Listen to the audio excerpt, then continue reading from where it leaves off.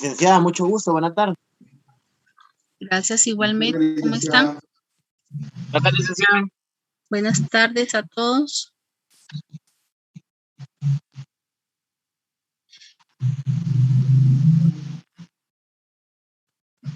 Les comento que el ICLEPE tuvo una situación ahí que lo retrasó un poquito, entonces nos va a estar acompañando en unos 20 minutos aproximadamente.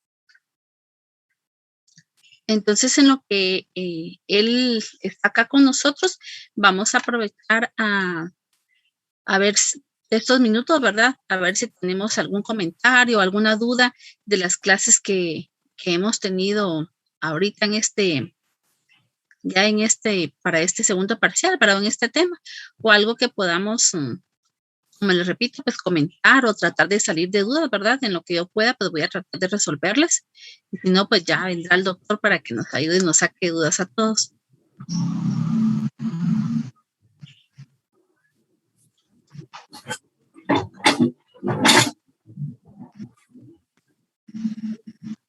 Ahora, si no tienen dudas, les pregunto yo. ¿Les parece? Buenas tardes, licenciada. Buenas tardes, Judith.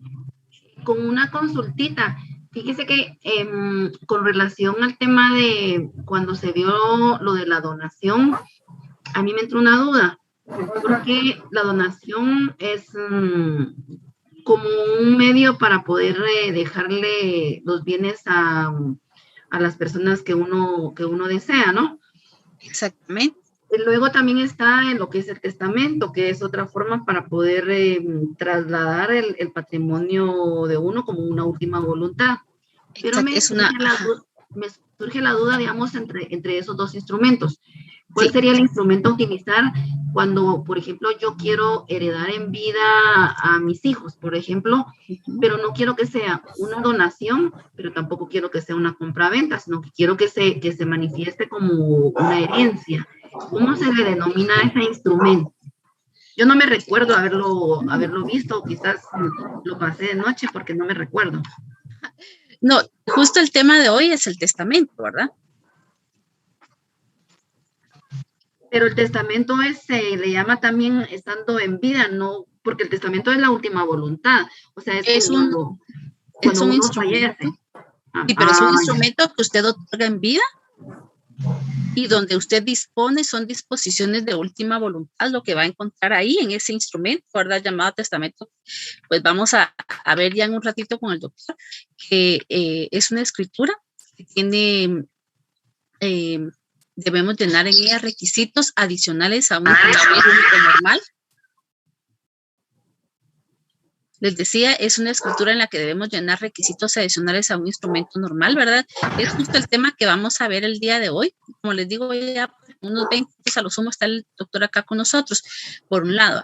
Por otro lado, usted me decía, cuando usted me dice que usted quiere trasladar, pero usted no quiere que sea compraventa ni quiere que sea donación, la opción que nos queda ahí, ¿verdad? Es justamente el testamento. Pero como el testamento, como le repito, lo otorga usted en vida con disposiciones de última voluntad. La diferencia es que las disposiciones de última voluntad que usted tomó a través de un notario en el testamento, pues se van a hacer efectivas, ¿verdad? Hasta el fallecimiento de quien otorgó ese testamento.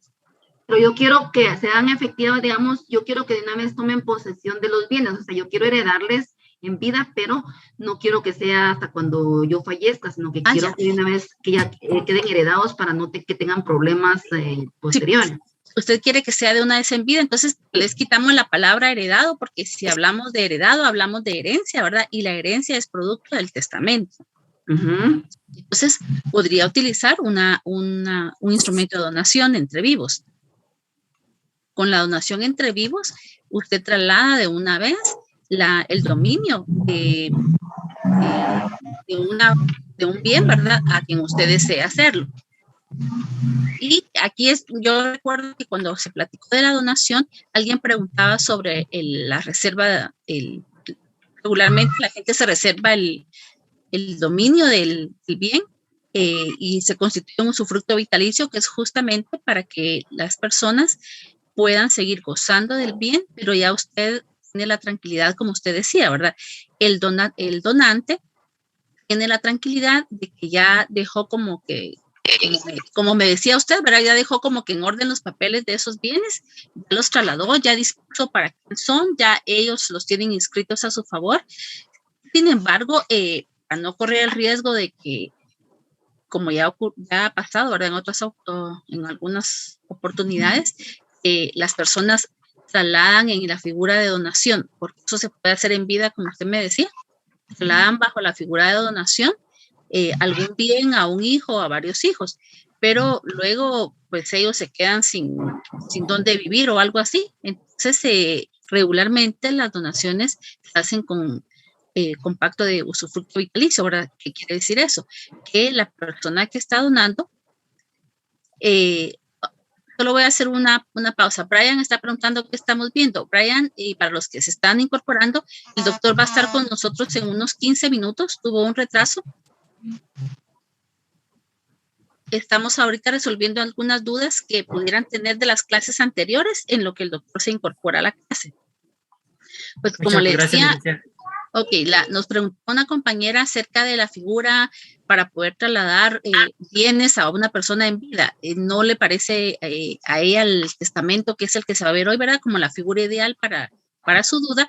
Entonces estamos volviendo al testamento, que tampoco le parece la compraventa, entonces sería la donación. Hablábamos que la donación hemos escuchado, y en la clase que tuvimos, recuerdo que se platicó algo del usufructo vitalicio que se constituye cuando se hace donación regularmente, ¿verdad?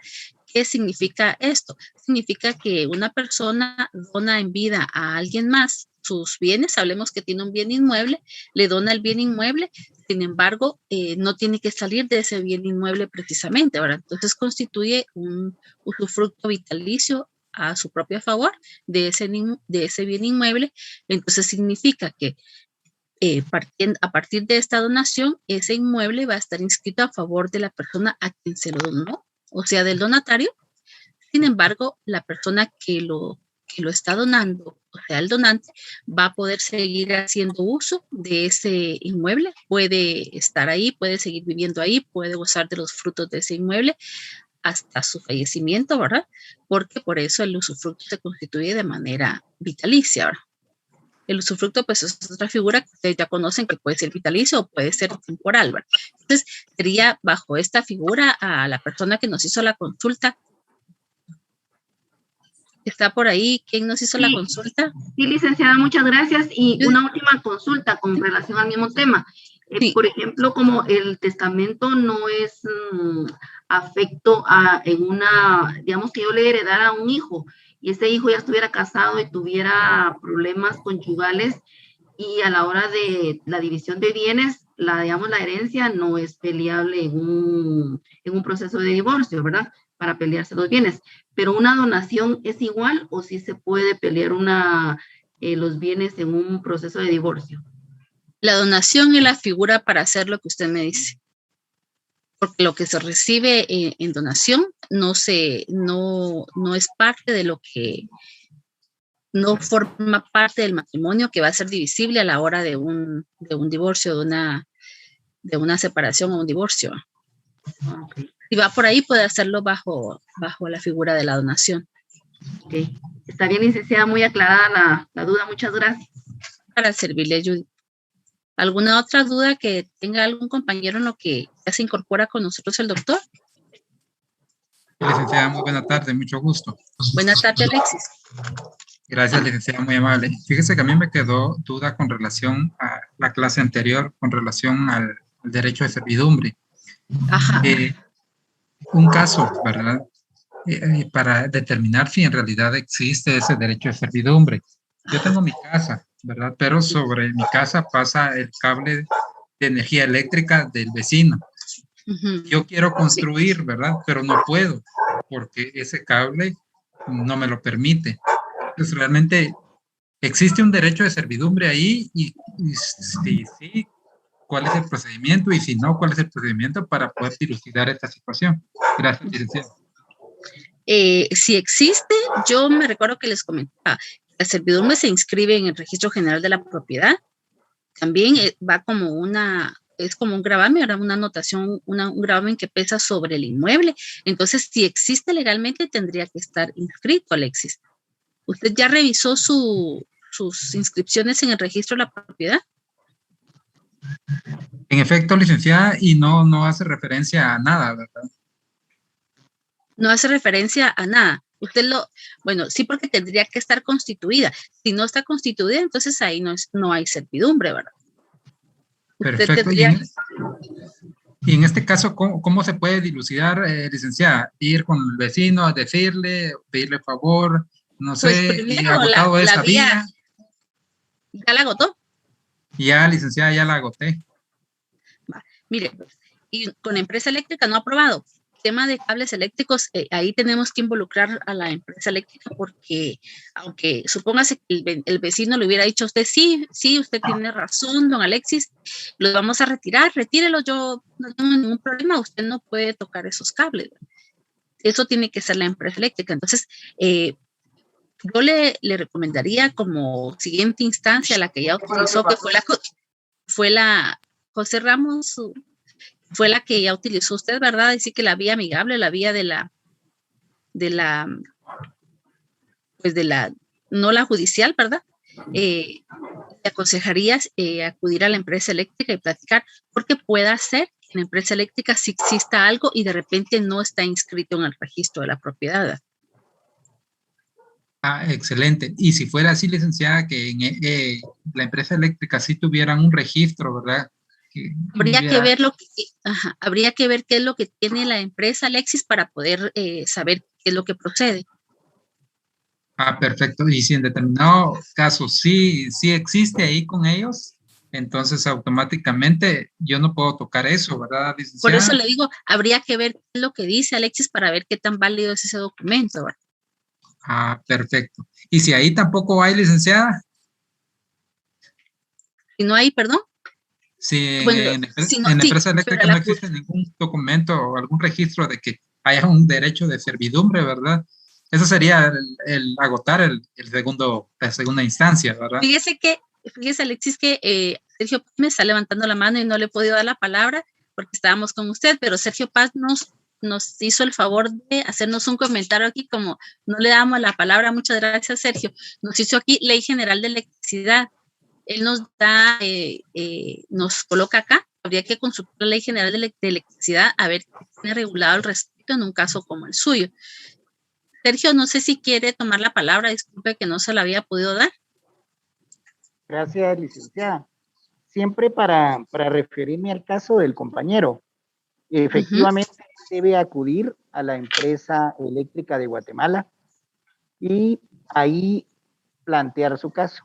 Si ahí no te hicieran caso, te dijeran de que están haciendo uso del derecho de vía, el hecho de que el cable pase por tu propiedad, eso te da todo el derecho de solicitar que te paguen el derecho de servidumbre, y está la instancia que se llama Comisión Nacional de Energía Eléctrica, y ante ellos expones tu caso y ellos lo resuelven, y como lo estás exponiendo sería favorable a tu persona, se miden los metros, el área de cobertura y se te da una compensación. Es un pago único, pero sí hay un pago por ese derecho.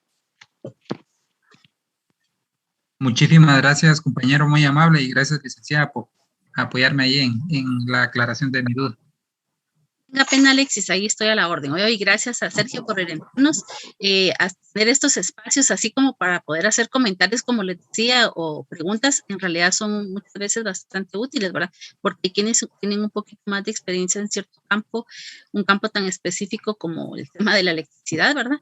Y gracias a Sergio ahí por darnos esa orientación y darnos ahí esa información. ¿Alguna otra duda, compañeros?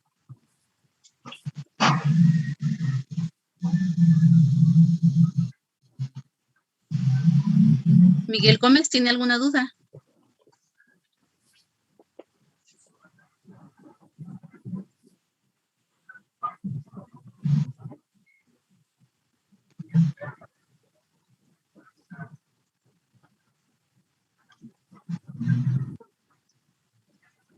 Miguel, su micrófono, por favor, compañeros, recuerden, ahorita, igual que la clase anterior, pues no tengo yo el manejo acá de la reunión, pero igualmente, ¿verdad? Ya en un rato viene el doctor y él sí los va a poner ahí, pero siempre debemos recordar, compañeros, apagar nuestros micrófonos.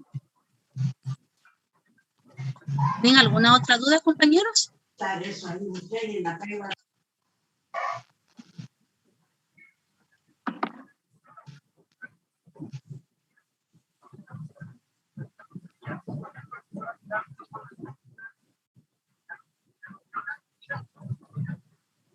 Si no tienen otra duda, les voy a preguntar yo. Bueno, conmigo tratamos un tema muy importante, todos son importantes, ¿verdad? Pero tratamos el tema de la compraventa de bienes inmuebles. Les voy a hacer unas preguntitas a ver qué nos recordamos y qué hacemos. Cuando compramos un bien inmueble, ¿a qué impuestos puede estar afecta esta compraventa?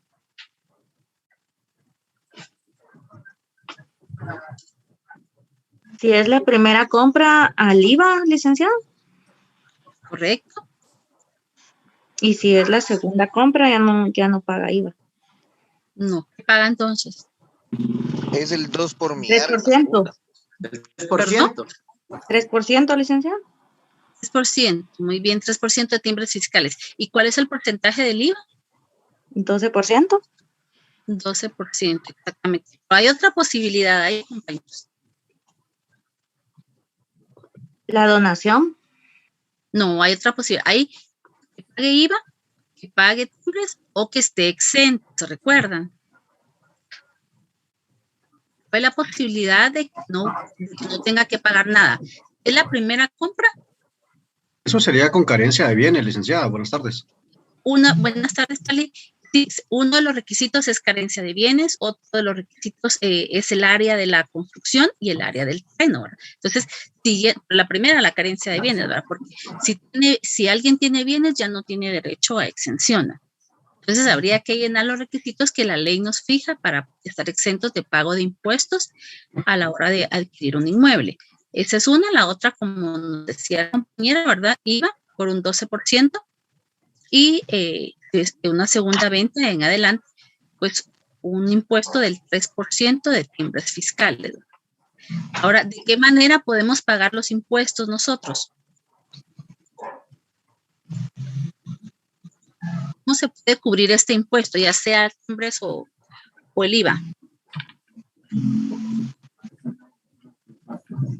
Directamente a la SAT, licenciada, o ya sea por timbres notariales, especies fiscales.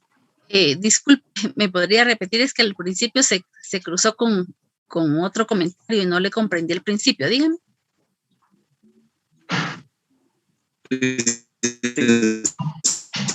Se genera.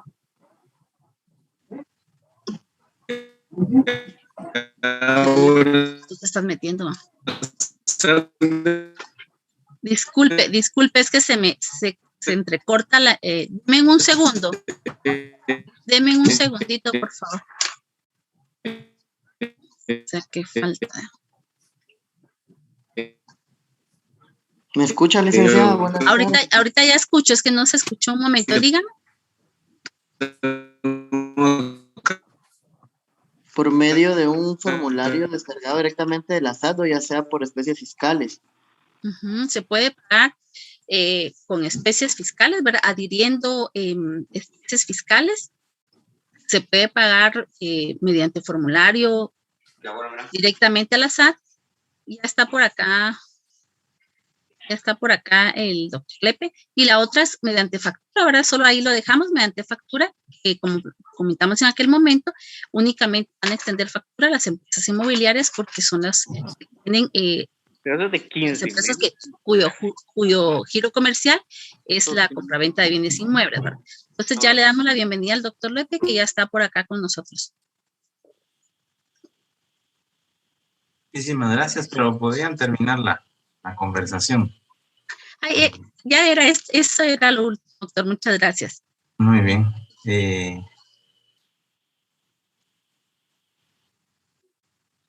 Veo un comentario ahí de Helen que me estoy incorporando, perdonen. caso, le agradezco a la notaria que pudiéramos hacer este ejercicio. Recuerden que lo que nos convoca es el proceso de enseñanza-aprendizaje y por lo tanto el hecho que tengamos estas sesiones, les he reiterado, es con la idea de que ustedes tengan la ocasión de preguntar. Por supuesto que la exposición magistral es útil, pero esto bien lo puede sustituir los materiales que les estamos compartiendo. Lo que alimenta, lo que nutre, lo que enriquece en realidad las sesiones es pues, que podamos discutir los temas, podamos resolver inquietudes y por eso vuelvo a insistirles, vuelvo a instarles a que estamos procurando tenerles los materiales antes de la sesión para que ustedes les den una lectura previa a la sesión, de tal forma que podamos aprovechar la sesión con sus interrogantes. Por lo tanto, abrimos este espacio también, que reitero, agradezco a la notaria Letrán que les haya podido motivar y resolver algunas inquietudes que vayan teniendo. Lo mismo, quedamos abiertos a que lo sigamos haciendo durante esta sesión y las subsiguientes. Quiero, antes de iniciar la exposición de lo que hoy nos convoca, que es el testamento y la donación por causa de muerte, que el día miércoles no tenemos sesión de clase en virtud del asueto de la efemérides de la firma de la independencia. En ese sentido, pues la coordinación nos ha indicado el descanso oficial y obviamente es un asueto nacional. Es que igual yo quedo a la orden por las vías de comunicación que tenemos, por cualquier duda que tengan, pero les reitero, en la plataforma Moodle estamos trabajando, ahí están los materiales, estarán disponibles los materiales que vamos a usar en la siguiente sesión del día lunes. Vamos así gradualmente porque podríamos subir ahora mismo todos los materiales, pero crearía un poco de confusión y yo creo que en algunos hasta un poquito de ansiedad de querer adelantar. Es que vamos también de un proceso dosificado para que podamos aprovechar. Hoy nos convoca y en pantalla está nuestra presentación, el tema de la donación por causa de muerte y el testamento. Estas dos figuras jurídicas son de relevancia y de utilidad en el ejercicio de nuestra ciudadanía, de nuestra vida civil, en virtud que este es de los momentos en los que incluso el derecho puede seguir rigiendo nuestras vidas aún después de nuestra muerte. Por supuesto, estamos dentro del contexto de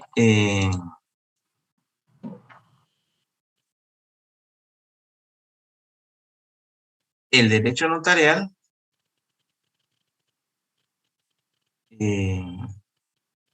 y por eso repasamos de manera sucinta la parte sustantiva de estos temas.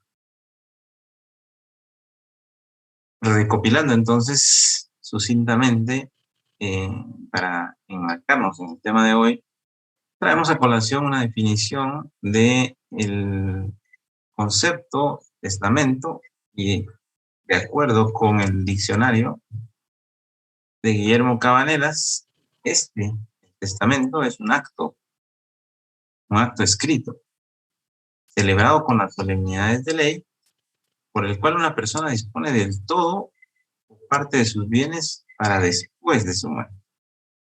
Aquí tenemos que hacer énfasis en que, por lo tanto, la definición nos trae a colación los conceptos de acto y contrato.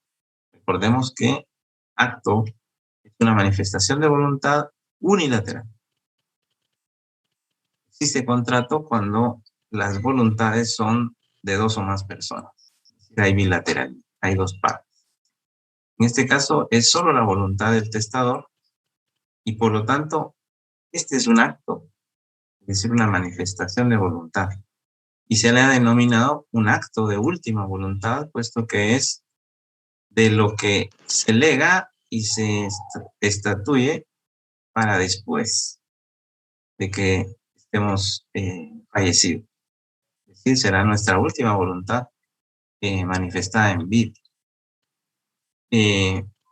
Hay definiciones como declaración de última voluntad, como acto por el cual una persona después de su muerte dispone de sus bienes, etc. Doctrinariamente hay muchas, podríamos elegir cualquiera, pero para materia práctica, el Código Civil guatemalteco, en su artículo 934,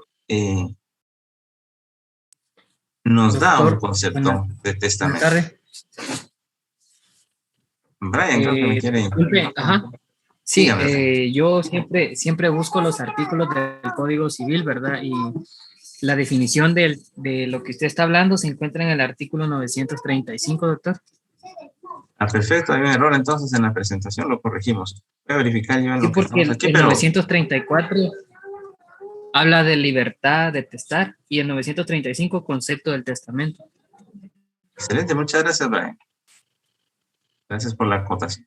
Un error de dígito. Pero es, como nos dice Brian, el Código Civil, el que debemos de tener en cuenta para la regulación del testamento. Si se dan cuenta, no estamos dentro del libro de las obligaciones, ni en la sección, en la segunda parte de este libro, quinto, de las obligaciones, hablando de contratos, sino que nos regresamos al libro de los bienes y de la sucesión propiamente hereditaria. Sucedemos a quienes legamos o heredamos nuestros bienes. Y esto lo hacemos como un acto, como dice el Código Civil, puramente personal, que tiene la característica de ser revocable. Esto es una característica muy importante y que traigo a colación lo que discutíamos en clases anteriores respecto a que muchas personas han ido perdiendo el interés por el testamento en virtud de lo complejo que es el trámite posterior para validar y hacer efectivo el testamento. Es decir, existe un proceso sucesorio, en este caso sería testamentario, porque existe un testamento posterior a la muerte del testador, el causante, y que hace complicado, un segundito, hace complicado el proceso del testamento. Por eso muchos ciudadanos han elegido transmitir en vida. Pero bueno, hay algunas malas prácticas que comentábamos, ¿verdad? No existe compraventa cuando yo estoy donando a mis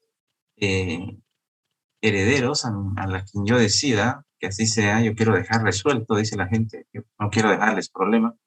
Entonces, ha perdido un poco de fama el testamento. Sin embargo, una de las características más importantes del testamento que lo hacen distinto a otro tipo de transmisión de bienes, como una donación, como una compraventa, es el hecho de su carácter revocable. Es decir, yo en cualquier momento antes de fallecer puedo dejarlo sin efecto. Hoy puedo decidir hacer un testamento a favor de cualquiera, de mi esposa, de mis hijos, de mis padres. Sin embargo, el día de mañana puedo cambiar de opinión y revocar esa decisión, es decir, dejarla sin validez y cambiar. Es que esa característica es muy importante porque, por lo tanto, aunque yo estoy disponiendo de mis bienes, puedo cambiar mi decisión el día de mañana. Creo que alguien más, pero Carlos está levantando la mano. Yo les voy a agradecer que utilicemos esta herramienta de levantar la mano para ordenadamente. Gracias. Adelante, Carlos. Licenciado, una consulta. Si yo en vida adquirí múltiples obligaciones con diferentes entidades financieras y al momento de realizar mi testamento, decido nombrar varios legatarios específicos de que, por ejemplo, a una hija le voy a dejar una casa, a un hijo le voy a dejar un automóvil, ¿no?, etcétera. Cuando llegue el momento de que yo fallezca, obviamente las entidades financieras van a repercutir contra la masa hereditaria. Si no repercutieran en su totalidad y dejaran un porcentaje de esta masa hereditaria, ¿qué sucede entonces con el testamento? O sea, ¿se le sigue manteniendo íntegramente o se distribuye de manera equitativa o qué sucede? Perdone, Carlos, voy a solo a verificar si le entendí bien. Usted me menciona un caso particular en que una persona tiene muchos bienes, pero que decide dejarlas particularmente a ciertas personas. La casa a una persona, el carro a otra persona, acciones de una empresa, o perdón, de una sociedad a otra, etc. Pero usted me decía que ya había una involucración de acreedores, que por ejemplo la casa todavía no está pagada completamente, el vehículo está en un crédito bancario, algo así, ¿entendí? Y que por lo tanto al momento de fallecer y trasladar la titularidad de estos bienes a los legatarios, ellos heredan también las obligaciones. ¿A eso se refiere? A que de todas maneras tendrían que seguir pagando los créditos. Sí, pero digamos que las obligaciones no fueran que yo estoy dejando una casa hipotecada o un carro por pagar. Digamos que fueran obligaciones obligaciones diferentes a los bienes que estoy dejando. Los acreedores van a querer repercutir contra la masa hereditaria. Entonces... Ya, que no están ligados a los propios bienes, sino a otros créditos que dejó el causante. Exactamente. La persona que fallece dejó otras deudas. Sí. Correcto. Los bienes de la herencia responden por las obligaciones del causante. Es correcto. Por lo tanto, los acreedores pueden reclamar, ¿verdad?, apersonarse al proceso sucesorio. Por eso es que hay un proceso sucesorio para pues reclamar el pago de estas obligaciones. Es correcto. Entonces, ¿el testamento quedaría sin efecto? No. Lo que puede quedar sin efecto es la efectividad de la herencia. Mira, a mí me heredan una casa, pero resulta que había que tiene un costo de 1 millón de quetzales y el causante tiene una deuda de 1 millón. Por lo tanto, los acreedores van actúan o se apersonan al proceso sucesorio para reclamar su acreeduría y finalmente se paga con la casa, por decir algo, para hacer un ejemplo de un solo bien. Finalmente yo me convierto en el heredero. Sin embargo, de ese bien yo tuve que pagar la deuda. Así es que al final no me quedé con nada. Pero el proceso jurídico de transmisión sí se hizo, sí se tiene que hacer. No es que finalmente yo no herede y nunca aparezca como heredero. Tengo necesariamente que aparecer como heredero para heredar también la obligación y cubrir. Entiendo. Entonces, si nosotros algún día llevamos un proceso de esta naturaleza, tendríamos que contemplar que siempre se va a hacer el proceso sucesorio testamentario, tomando en cuenta a los acreedores, y así tendremos que asesorar a los clientes. Correcto. Aunque no tomándolos en cuenta, porque a lo mejor no lo sabemos. Será entonces acción de los acreedores el estar alerta, ¿verdad?, del fallecimiento de su deudor y apersonarse a reclamar la acreeduría dentro del proceso sucesorio. Ok, gracias. Para servirles. Recuérdense, eso es muy importante, se heredan también no solo los derechos y los bienes, sino las obligaciones del acreedor. Digamos que es muy importante la característica de revocabilidad y dice este artículo del Código Civil, por el cual una persona dispone de todo o de parte de sus bienes después de su muerte. Cuando el Código Civil habla de todo es porque se instituye un heredero universal. Y cuando habla de parte es porque vamos a instituir a personas individuales en bienes individuales. Vamos a seguir explicando más adelante. De lo regulado, desde el artículo 1934 y sus siguientes relativos al testamento, podemos extraer las siguientes conclusiones. Los herederos no necesariamente deben ser parientes, ni necesariamente por ley tienen que heredarse a los parientes. La libertad de heredar mis bienes, la libertad de disponer de mis bienes, no tiene otro límite más que el derecho a ser alimentado y el derecho de gananciales de mi cónyuge. Por lo tanto, soy libre de disponer a quien deseo legar o heredar mis bienes. No necesariamente a mis parejas. Pueden ser extraños. También existe la figura jurídica del albacea testamentario, que no es otra cosa sino la persona en que se designa el administrador y distribuidor de los bienes.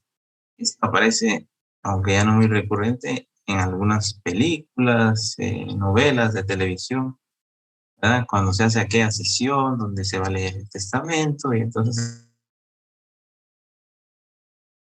hay una petición del notario, alguien más. Es decisión del testador, del causante, decidir a quién nombra como albacea de estos bienes, que será quien dé la noticia y se encargue del cumplimiento de la voluntad del testador, de transmitirla y de cumplirla. Como les mencionaba anticipadamente, la libertad de testar solo tiene el límite de la obligación que tiene el causante con personas que tienen derecho a alimentos. Recordemos que los alimentos no solo se deben de los padres a los hijos, sino entre los familiares. También los hijos le deben prestar alimentos a sus padres, abuelos, a sus ascendientes, en caso de que estos lo requieran. La condición para ser alimentado es que yo no pueda subsistir con mis propios recursos y en todo caso, los que sean menores de edad, por ley, se establece su necesidad de alimentos per se, necesidad de probar otra cosa. Cuando se es mayor, pues tiene que existir alguna prueba de que se necesitan. Pero bueno, todo eso se discute en un proceso judicial de fijación de pensión alimenticia. Lo importante es que aquí ya están fijados los derechos de los alimentos a favor de terceros y en su caso, fijados por sentencia o simplemente la minoría de edad de quienes así sean. En caso de que en la herencia no se establezca o no se prevea esta obligación de prestar alimentos, los herederos, es una manifestación de lo que discutíamos con Carlos hace unos minutos, como se heredan también las obligaciones, tendrán que pagar los alimentos de quienes así lo necesiten, ya que obviamente a los alimentistas no se les puede dejar desprotegidos. También tenemos que no puede establecerse por contrato la sucesión recíproca. Es decir, que entre Carlos y yo decidamos mutuamente obligarnos a testar uno a favor del otro.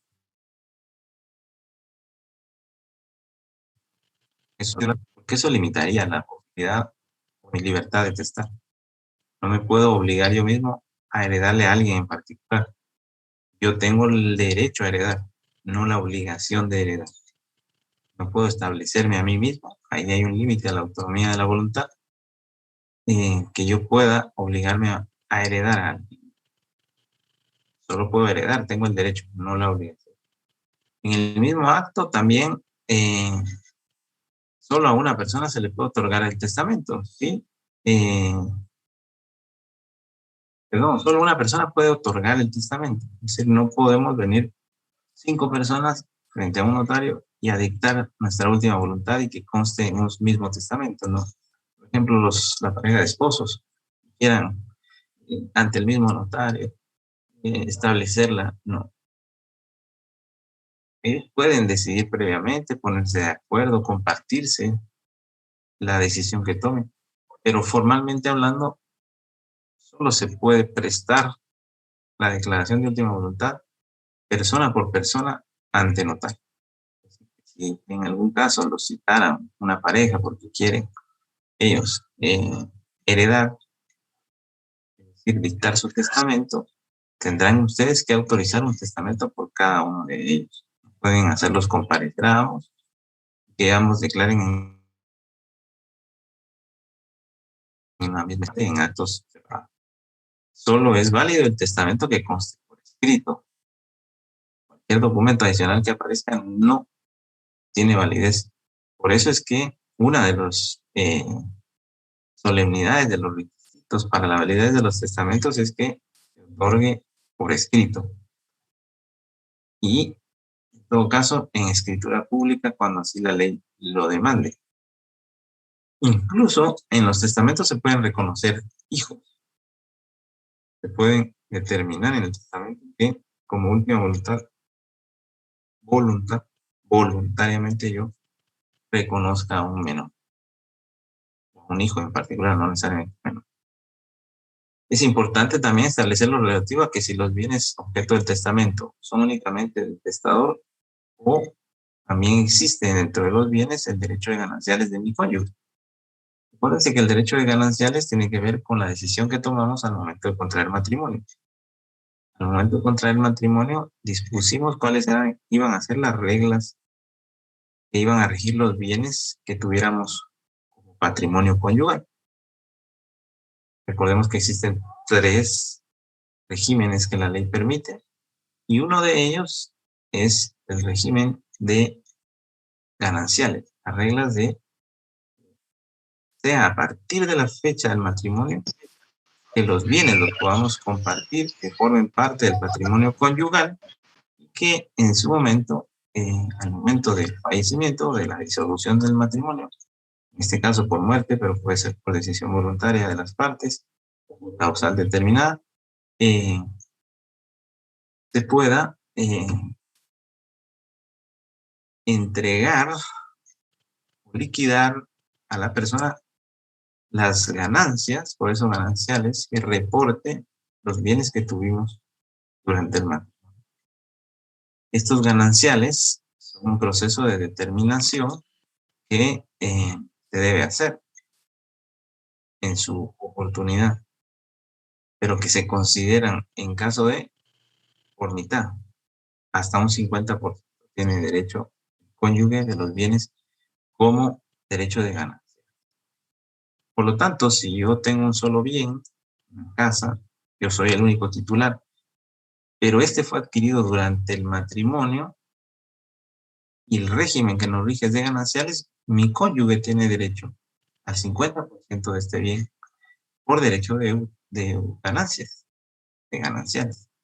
Por lo tanto, yo solo podría heredar el 50% de esta casa, porque el otro 50% pasará a propiedad de mi cónyuge por derecho de gananciales, no por mi voluntad de heredarle, sino que ella ya tiene la titularidad previa de estos por el derecho de gananciales que tiene.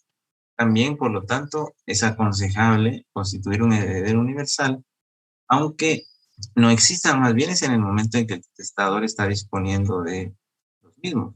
Recordemos que al ser de última voluntad siempre hay un margen entre ese acto y la muerte efectiva del causante.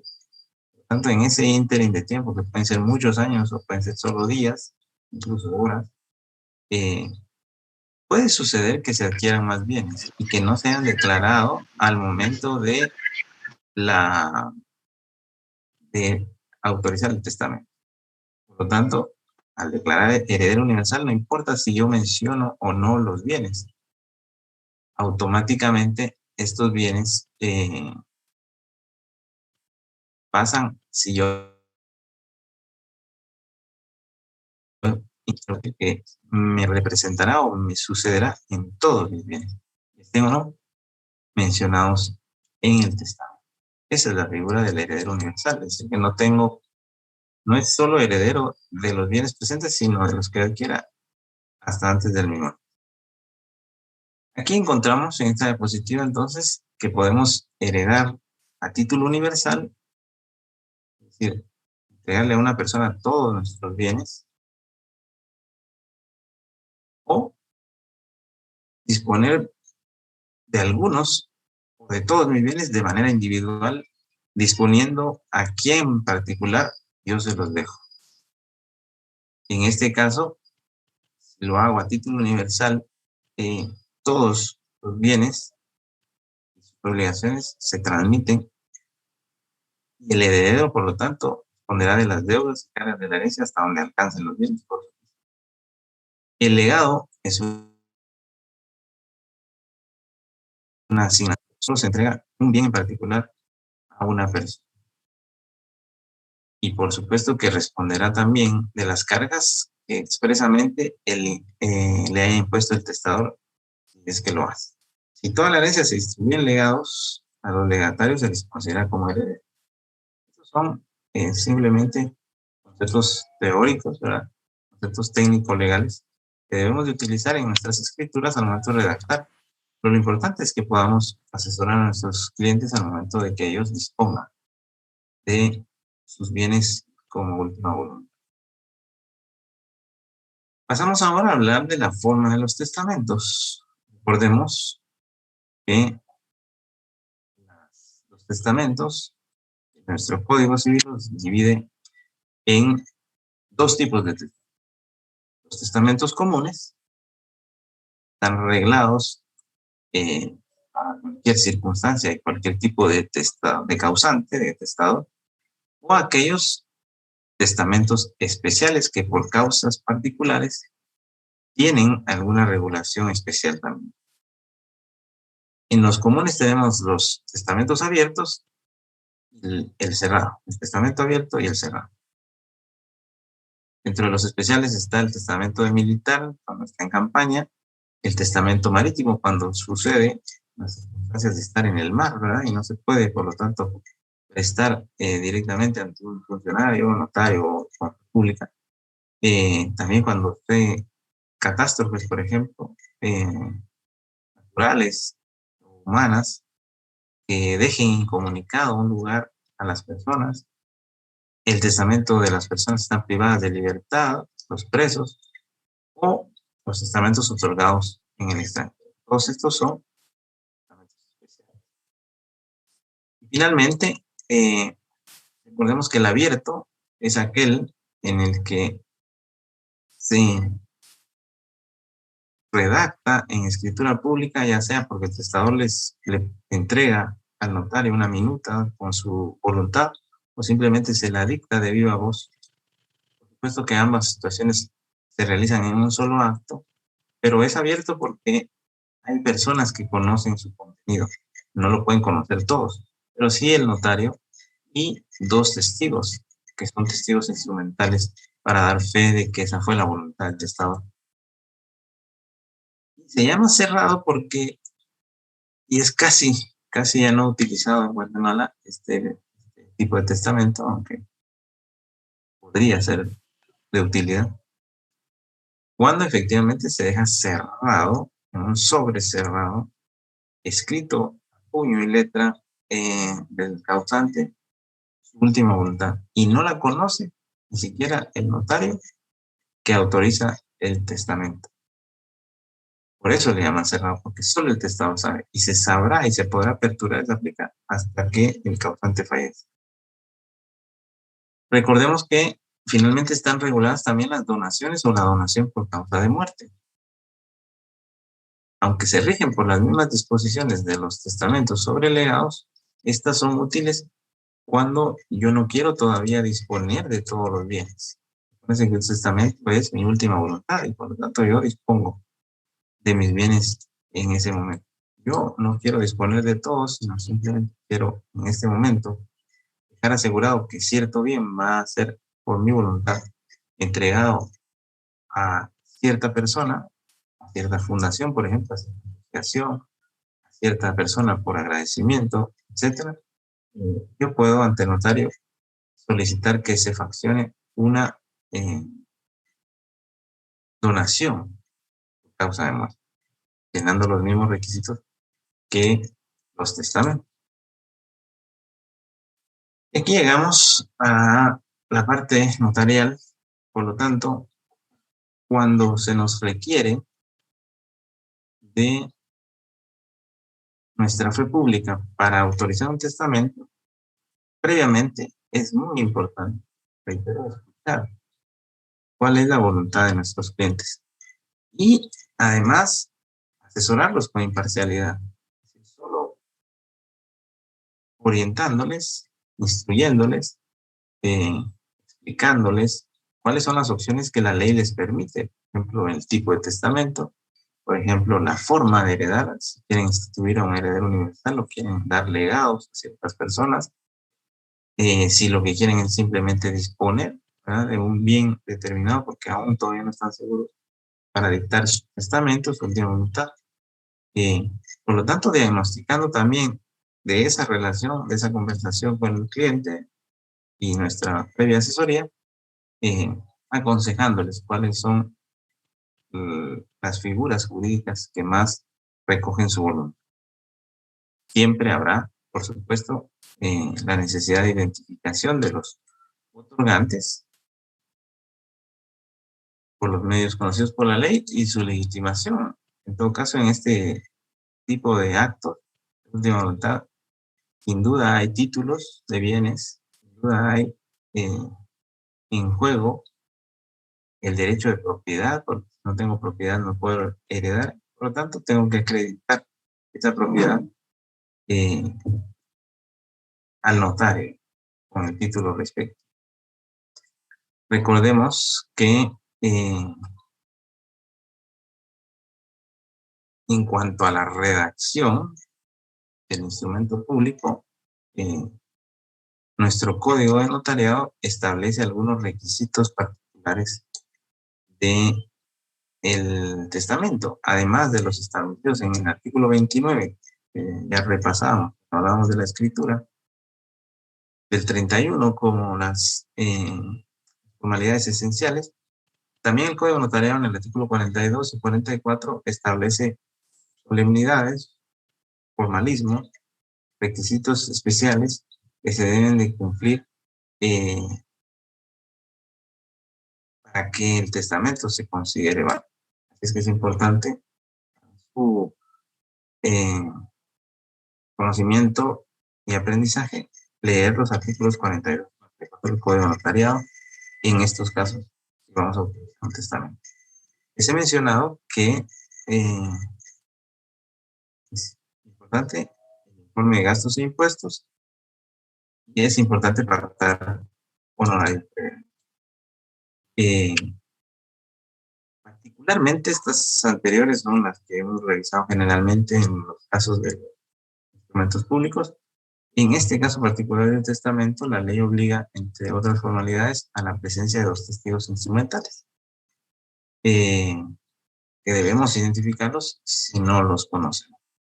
La función de los testigos instrumentales es el ser testigos, el dar fe también con el notario de que efectivamente el causante dictó al notario de viva voz o entregó una minuta con su última voluntad. Y ellos escucharon la redacción, estuvieron presentes al momento del acto de la autorización del testamento y pueden verificar que de manera libre, espontánea y voluntaria el testador, el causante, esa fue la voluntad que le dictó al notario. También otras obligaciones previas es, como les mencionaba, los títulos de propiedad de los bienes que se van a disponer. En este caso, las obligaciones posteriores del notario, recordemos que aquí varían porque entonces ya es uno de los casos en que se manifiesta el principio de confidencialidad, la obligación del notario del secreto profesional.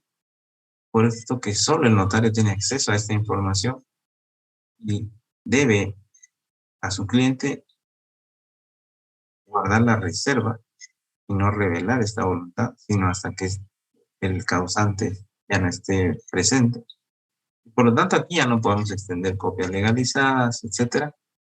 Ya no podemos razonar documentos, sino simplemente entregar testimonio especial de este instrumento público, cual no es como cualquier testimonio, que es una copia simple, que se entrega pública con una coda o razón al final.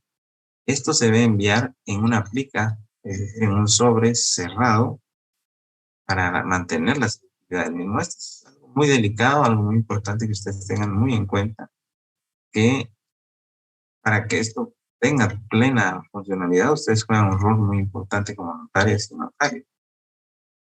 De ustedes depende el éxito de que el testamento no sea impugnado o no sea violentado, sino que se cumpla la voluntad del testador cuando esté en testimonio especial. Se envía de una forma particular en plica cerrado.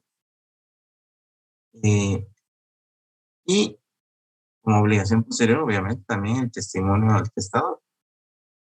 Además, debe darse aviso al registro de testamentos del registro de la propiedad dentro de los 15 días hábiles siguientes. Y al fallecer el testador, ojo, se debe presentar el testimonio con duplicado al registro de la propiedad para su anotación.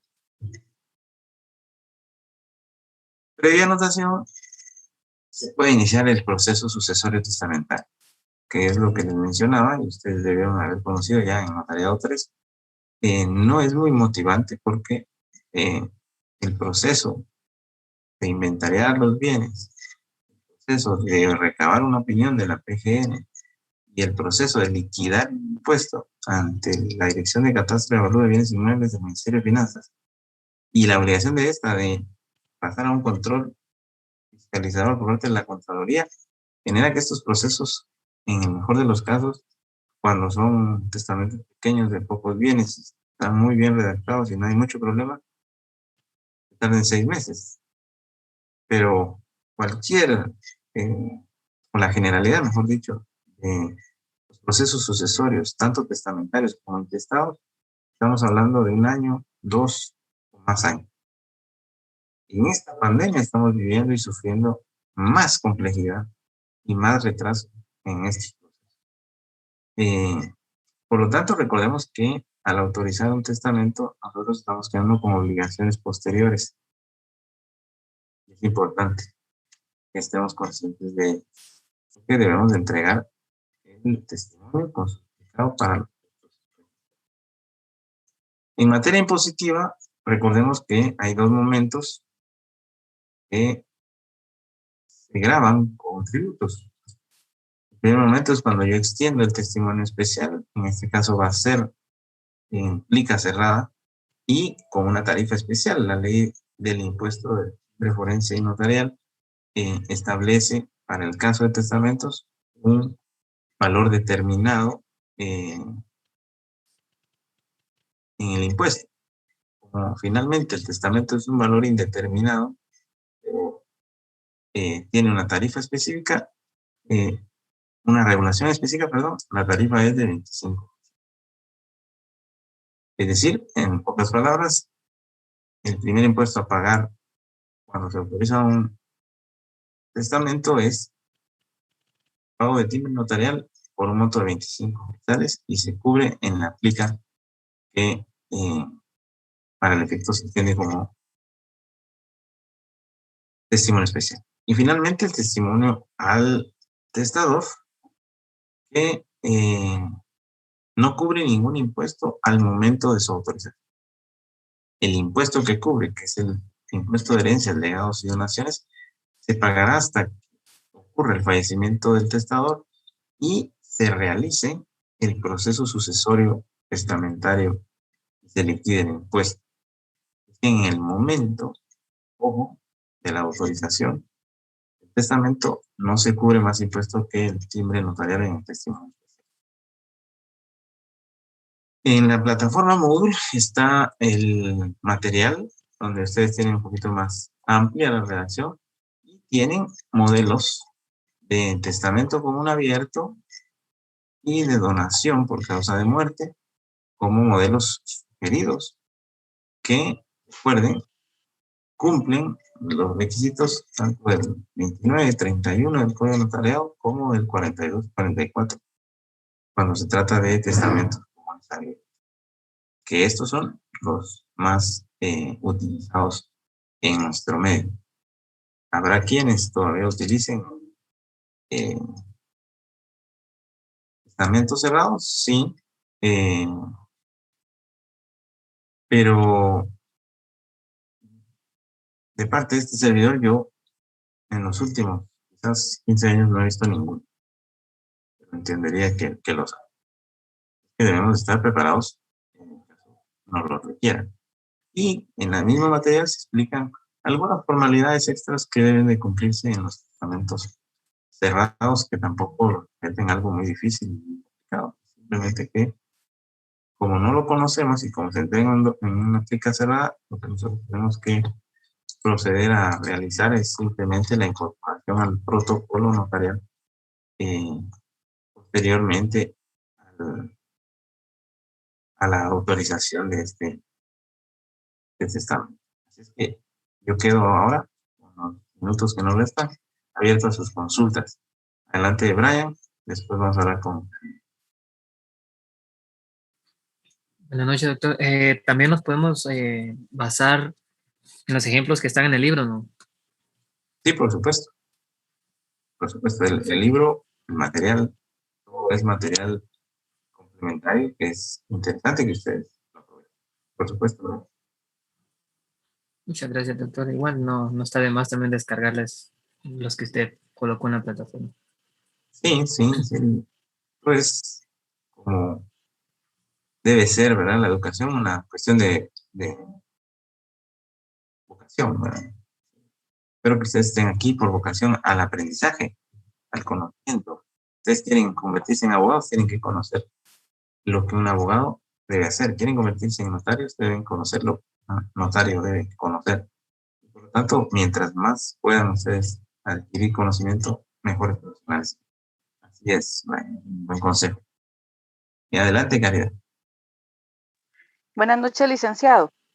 Con base a lo que usted explicó hoy, me surgió una duda. Por ejemplo, si a mí como notaria me tocara que realizar el testamento de una pareja, ¿verdad? Y usted explica hoy que es por separado, pero si esta pareja tiene comunidad de gananciales, es decir, tienen una propiedad en común, ¿cómo sería la redacción?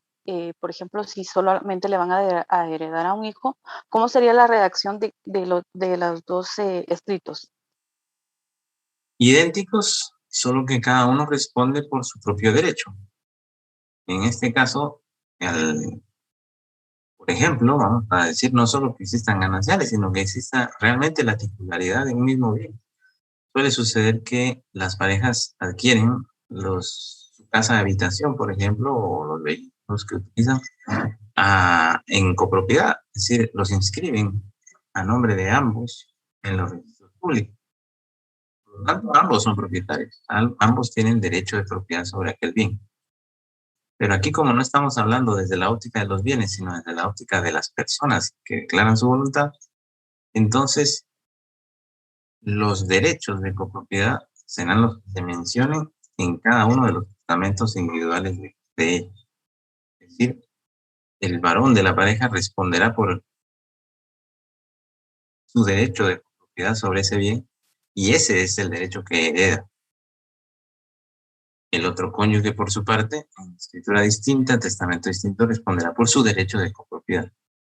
Voy a ponerlo un poquito más, otro ejemplo para clarificar. Puede ser que el varón de la pareja esté escrito un bien a nombre de dos personas en copropiedad. La pareja es por, pero que sea solo el varón, la pareja mujer de la relación, que quiera en ese momento dictar su testamento. No necesariamente puede darse que los dos quieran testar, pero no hay problema, puede testar solo uno de ellos porque cada quien responderá por sus derechos. Entonces, por ejemplo, sucede que fallecen los dos, pero no lo quiera, ¿verdad? En este COVID-19. Uno sí dictó testamento, el otro no. ¿Qué sucede? Pues nada, tranquilo. Sigue siendo individual el proceso de sucesión. Tenemos que analizar el caso del que él dictó testamento y realizar para él un proceso sucesorio testamento por la parte alícuota de sus derechos de copropiedad en ese día. Y a quien no testó, casi lo mismo, solo que sin testamento tenemos que hacer un proceso sucesorio intestado por los derechos de copropiedad que tiene sobre ese inmueble, para que finalmente lleguen a ser titulares de los que por ley, o en su caso por el testamento, sean instituidos como tal. Así es que no visualicen el testamento desde los bienes, visualícenlo desde quien está declarando su voluntad. Solo aquel individuo que tenga derechos, serán solo sus derechos los que puedan manifestar. Y la redacción es prácticamente igual, no cambia. Lo que cambia es la persona que está dictando. Es simplemente. Ya, licenciado. O sea que se colocaría, por ejemplo, se hereda el 50% de tal propiedad en el testamento. Simplemente los derechos de copropiedad que pesan sobre eso. Comúnmente tratamos, ¿verdad? Ese es un vicio que hay en nuestro medio de establecer cuotas porcentuales. La cuota porcentual dependerá del caso. Por lo tanto, no deberíamos de casarnos porque a veces complejizamos al poner ciertos. Si bien es cierto, sabemos por ley que es el 50%, de pronto ya en el ínterin posterior entró a la comunidad alguien más, un hijo, ¿verdad? Pero también como copropietario, le dieron derechos de copropiedad. Y entonces, como la doctrina dice, el derecho de copropiedad es un derecho ideal. Está en la mente de la gente, no está en lo físico. No sabemos realmente de qué parte de la casa es mi parte. No podemos, por ejemplo, un vehículo no se puede partir en 3. Le pueden dar una llanta a cada uno porque se destruye la naturaleza del vehículo. Ya no sirve. Pero sí, los 3 somos, sí, pero ¿de qué parte? Los 3 somos copropietarios del vehículo, pero no sabemos de qué parte. ¿Cierto? Los 3 somos copropietarios de la finca, de la empresa, pero no sabemos exactamente de qué parte y qué porcentaje. Así que pensamos, ¿verdad? Entonces yo soy copropietario del 33%. Pues sí, si queremos convertirlo a matemáticas, sí. Yo colocaría en resumen los derechos de propiedad. Otra cosa es cuando se reconoce, ¿verdad? Dentro de el momento de la herencia, los derechos del cónyuge por su porcentaje, ese sí, de derechos de ganancial, Entonces, respetando ahí, o reconociendo más bien, el derecho de gananciales, ahí sí podemos decir que es un 50% por ley. Pero bueno, simplemente con que digamos, incluso en este caso, que reconocemos los derechos de gananciales de mi esposa, cónyuge, con eso basta en la redacción. En el material hay ejemplos de redacción, ahí pueden notar, tomar una idea. Gracias, doctor, muy amable. No, hombre, para servirle. Muy bien. No sé si alguien más tiene alguna duda, alguna inquietud. Whitney nos dice que las directrices para realizar el protocolo correspondiente al segundo parcial ya las ha dado. Fíjense que no. Y ese es, muchísimas gracias, Whitney, por recordarme. Las estaré subiendo a la plataforma Google. Y ya que tenemos un par de minutitos aún,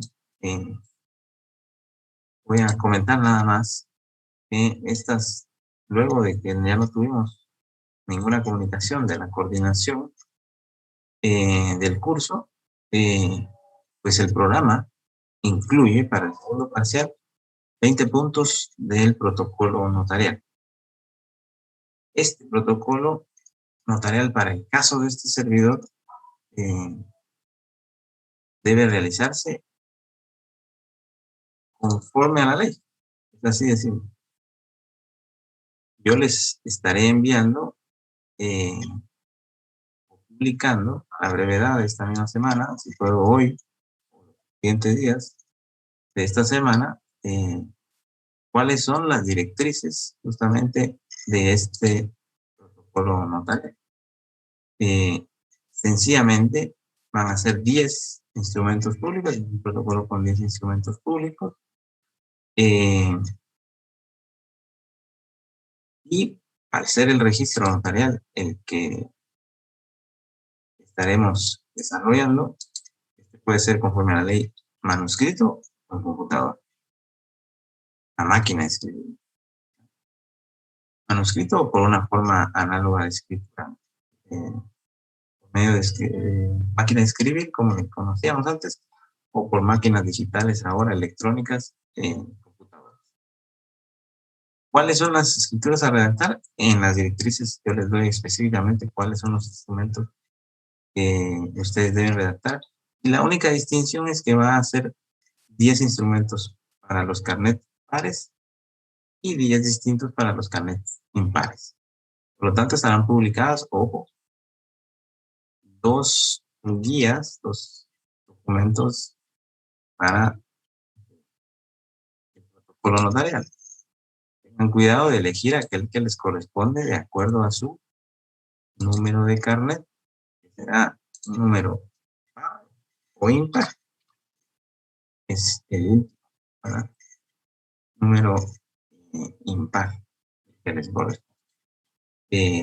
Trataré de colocar ahora brevemente en pantalla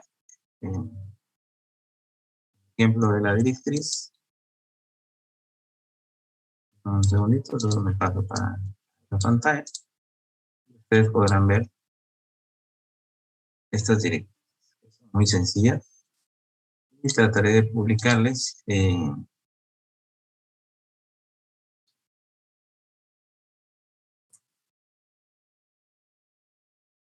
ahora en pantalla, lo publico.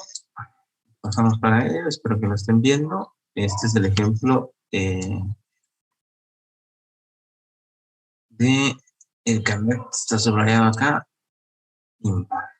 Su carnet termina en número impar, este es el que ustedes deben elegir. Pueden redactar a letra legible, a máquina o computadora, obviamente como buenos notarios, cuidando la redacción y la ortografía. Si lo hacen a mano, no pueden utilizar porque la ley no permite en el protocolo correctores, tachones, lapiceros rojos, lápices, no, tiene que ser lápiz de tinta, negro, azul. Si lo hacen en computadora, todos los instrumentos públicos deben ir en un solo archivo, Word o PDF, incluyendo la razón de cierre y otro índice del protocolo. Hay algunos que son muy buenos hoy en día para manejar. No permito que ustedes puedan, por lo tanto, entregarme el trabajo en 4 archivos o en uno solo. Pueden entregarme un PDF de esta hojita donde deben de llenar este cuadro, nombre, carnet, fecha. La fecha será la fecha del examen parcial, ¿verdad? Del segundo parcial. Ese día tienen que subir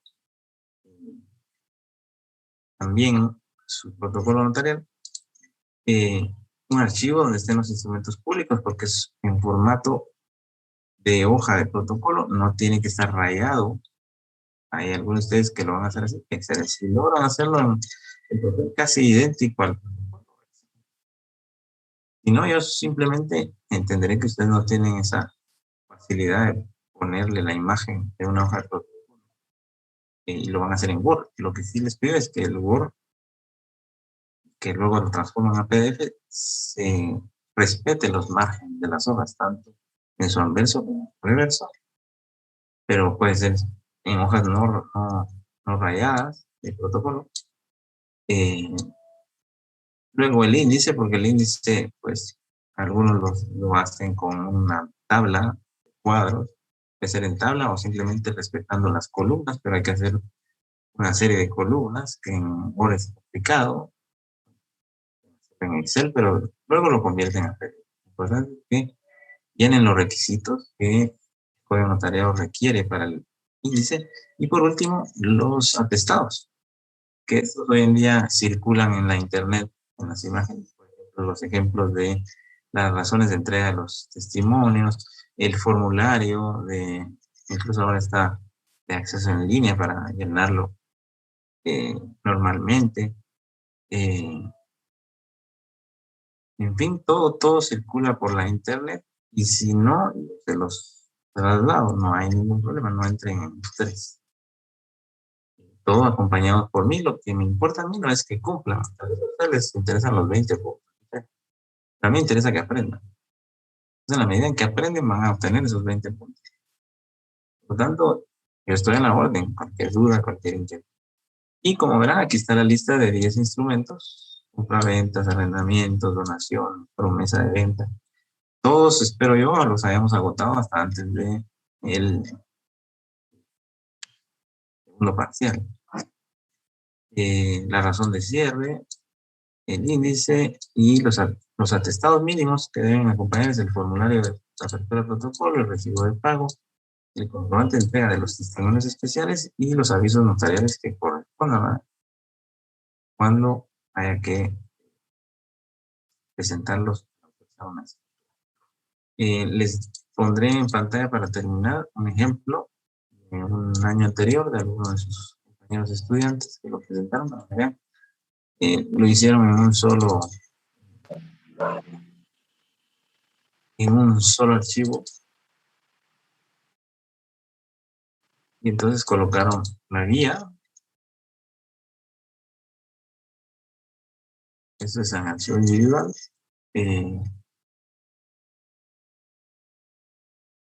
Ahora lo publico.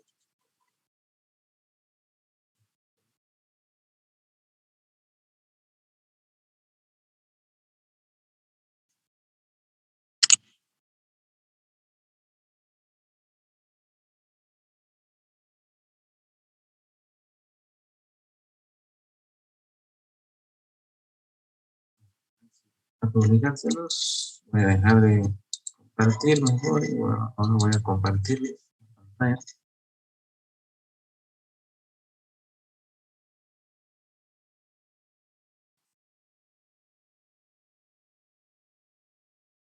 Por ejemplo, ya está la hoja al inicio con los datos de la entidad. Yo sé que entonces es claro. Aquí empieza, él sí lo hizo así, no es necesario hacerlo así. Puso la imagen de las hojas de protocolo. ¿Vale? Les colocaron las firmas, eso sí, ¿verdad? Les pueden hacer un garabato o simplemente colocar la palabra firma. Son dos otorgantes con palabras firma o pues, si quieren, poner firma comprador, firma vendedor, firma notario, obviamente las palabras ante mí sí. Si quieren lo hacen así como lo hace él con imagen, si no simplemente las palabras firma. Siempre en la redacción cumpliendo los requisitos de ley. Por ejemplo, cuando protocolizaron el mandato, no necesariamente tenían que incluir los documentos que se protocolizaron, simplemente con que me indicasen que ahí van los documentos, porque por ejemplo el mandato puede ser un mandato proveniente del extranjero, ¿no? Por lo tanto, hay algunas obligaciones. Como ven, solo con que me mencionen que ahí están, no necesitan hacerlo, porque eso no lo hace el notario. Le entregan, viene del extranjero el documento, se le entregan, lo llevan a traducción jurada, lo llevan a la o a los pasos de ley, bueno, dependiendo de lo que les corresponda a la traducción. Así lo pueden incorporar, pero ahí se recuerdan que hay que incluirlo con el foliado. Si forma parte del protocolo, lo tienen que foliar. En fin, continúan aquí las escrituras y finalmente él adhirió también la hoja al mismo PDF con él le puso la imagen de un timbre, pero la imagen de un sello, todo eso quieren hacerlo, está bien, pero no es requisito. Y solo con que me digan que se cubrió, que pongan por ahí la palabra timbre, es suficiente.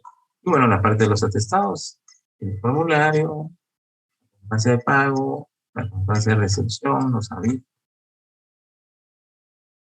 Como verán, no es tan complicado. Yo sé que lleva un poco de labor y que en algunas cosas van a tener dudas, lo entiendo, y para eso estamos. Entonces, es que muchísimas gracias a Winnie por recordarme. Las directrices estarán esta misma semana subidas a la plataforma Moodle. Cualquier duda, con gusto se las podemos. No sé si hay algo más. La fecha incluso ya tienen calendario, ahorita no tengo nada, pero ya tenemos fecha prevista del segundo parcial. Yo calcularía que, estoy mal, ser a mediados, es decir, dentro de un mes, el examen segundo parcial. O sea que estamos justo a tiempo, justo a un mes de este segundo examen parcial, y por eso muy atinadamente gracias por... ¿Si hay alguna duda, alguna otra inquietud? Doctor, disculpe, el índice mencionó de que tenía que ser la misma hoja donde van a ir todos las escrituras públicas, ¿verdad? Y con el nombre. Para empezar, el protocolo, por ejemplo, tenemos la obligación de presentar un índice. Y la ley establece qué datos lleva ese índice. Ustedes lo cumplan así, está bien. Eso es el contenido. Ahora la forma es, ustedes lo pueden hacer en hoja aparte, en una hoja de Word aparte, y convertirla en PDF aparte, y subirla aparte. No tiene que ir en un solo archivo, lo que queda en un solo archivo. Me lo pueden enviar dividido en 4 archivos, como lo indican las directrices.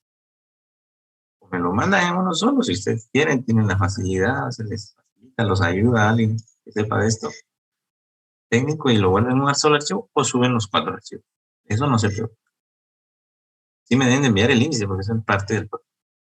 No sé si esa es la parte. Y el contenido del índice, pues la ley manda, ¿verdad? A cómo lleva. No se preocupen que yo les voy a subir ejemplos. Les voy a subir el formato. Como ya he hecho el margen en Word, les voy a subir un archivo donde ya hay una idea de índice y sus columnas. Les voy a dotar de todo.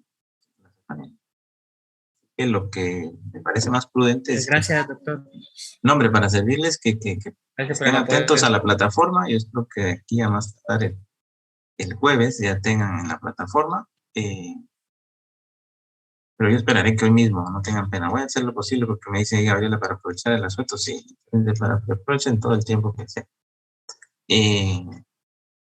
Lo más pronto tengo, bajan los archivos, los leen, los revisan, los examinan y ustedes me consultan sus dudas ya teniendo en vivo. Y en alguna sesión de las próximas que tendremos, nos tomamos unos minutos, ¿verdad?, para discutir algunas dudas que tengan. Pero igual, si no es por esta vía del Zoom, lo hacemos por vía del WhatsApp. Les deseo un feliz descanso porque así por lo menos tienen 5 minutos para el... Nos seguimos encontrando. Les deseo un feliz asueto este miércoles. Recuerden por lo menos conmemorar, explicarse críticamente por qué 200 años de vida después de una firma de una independencia. Piénsenlo, medítenlo, es un buen pretexto este 15 para meditar. Y nos encontramos hasta el próximo lunes en nuestra sesión de clases. Gracias a la notaria Letrán por el apoyo de siempre. Buenas noches a todos. Buenas noches a todos. Que descansen.